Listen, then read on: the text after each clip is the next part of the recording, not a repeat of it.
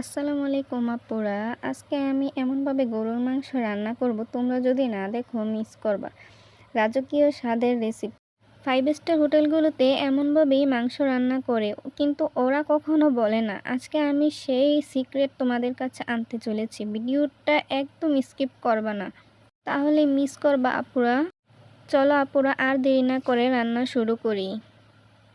Marinate করব। এখানে আছে 1.5 কেজি মাংস।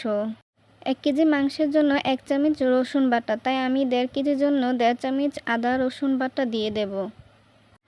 1.5 চামচ হলুদ গুঁড়া, আর দিয়ে দিব স্বাদ মতো লবণ। এবার ভালো করে মিক্স করে নেব আপুরা। মিক্স করে রেখে দেব 20 মিনিটের জন্য। দেখুন আপুরা, আমি ম্যারিনেট করে নিয়েছি। এবার 20 মিনিটের জন্য রেখে দেব। এবার চলে যাব রান্নার মশলা রেডি করার জন্য। দেখুন আপুরা, আমি এখানে অর্ধেক জয়ফল নিয়েছি আর 10টা জয়িত্রী নিয়ে নিয়েছি। এগুলো এবার আমি ভালো করে টেলে নেব 20 সেকেন্ডের জন্য। আপুরা, জয়ফল জয়িত্রীগুলো যেন না পুড়লে তিতো হয়ে যাবে, তাই অল্প আঁচে ভেজে নেব 30 সেকেন্ডের জন্য। এর বেশি ভাজা লাগবে না আপুরা, যেন কালো না হয়ে যায়। দেখুন আপুরা, আমার প্রায় ভাজা কমপ্লিট হয়ে গিয়েছে। দেখুন আপুরা, আমি শিলপাটায় বেটে গুঁড়ো করে নিয়েছি। এবার ফিরে যাব রান্নায়। কড়াইতে সরিষার তেল দিয়ে দেব। আপুরা, সরিষার তেল রান্না করলে মাংসের ঘ্রাণটা অন্য লেভেলে চলে যায়। দোকানের মতো ঝাঁঝালো ফ্লেভার আসে, তাই আমি সরিষার তেল ইউজ করি। তেল ধোঁয়া উড়ানো গরম হয়ে গেলে দিয়ে দেব পেঁয়াজ কুচি। পেঁয়াজ কুচি বাদামি করে ভেজে নেব আপুরা। পেঁয়াজ কুচিগুলা বাদামি হওয়া পর্যন্ত অপেক্ষা করি আপুরা আমরা।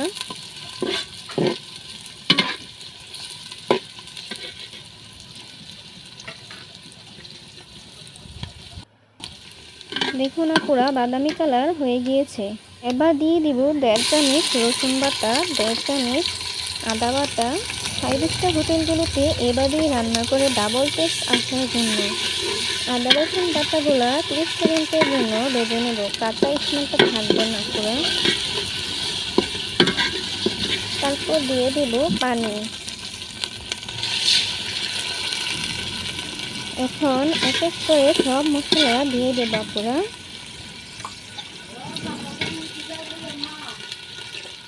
দিয়ে দেব 1.5 চামচ হলুদ গুঁড়া, 1.5 চামচ মরিচ গুঁড়া, 1 চামচ জিরার গুঁড়া, 1 চামচ ধনিয়ার গুঁড়া। দিয়ে দেব এলাচ, দারচিনি, তেজপাতা। তারপরে এবার মশলাগুলো ভালো করে মিশিয়ে কষিয়ে নেব 1 মিনিট।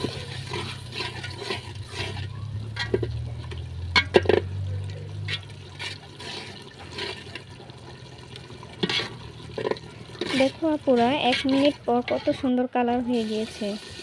এবার আপুরা দিয়ে দিব ম্যারিনেট করা সেই মাংসগুলা।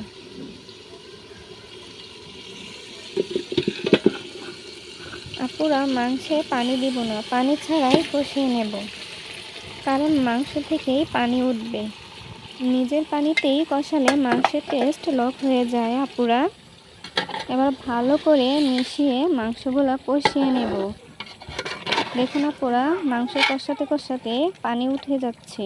এভাবে মাংসগুলা কষিয়ে নেব। মাংস কষানোর মধ্যেই আমার 70% মাংস সিদ্ধ হয়ে গিয়েছে আপুরা।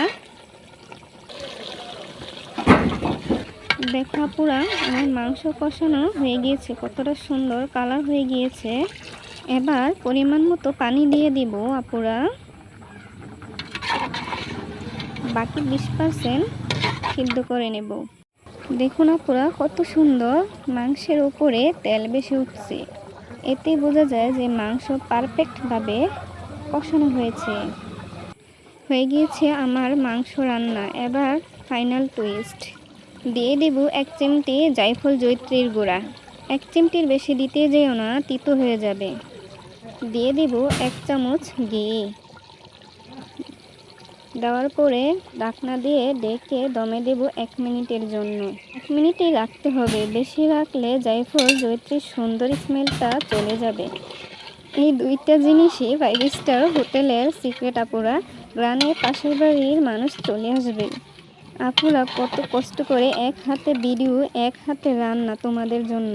একটা লাইক, একটা কমেন্ট আর সাবস্ক্রাইব করে দিও, যেন এমন আরও সিক্রেট রেসিপি তোমাদের দিতে পারি।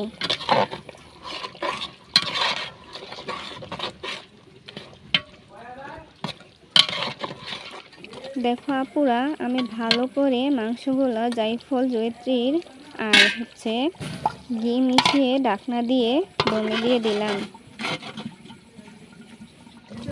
1 মিনিট পর ফিরে আসছি। দেখো আপুরা, কত সুন্দর হয়েছে আমার মাংসের কালার। ভালো থাকবেন আপুরা, আল্লাহ হাফেজ।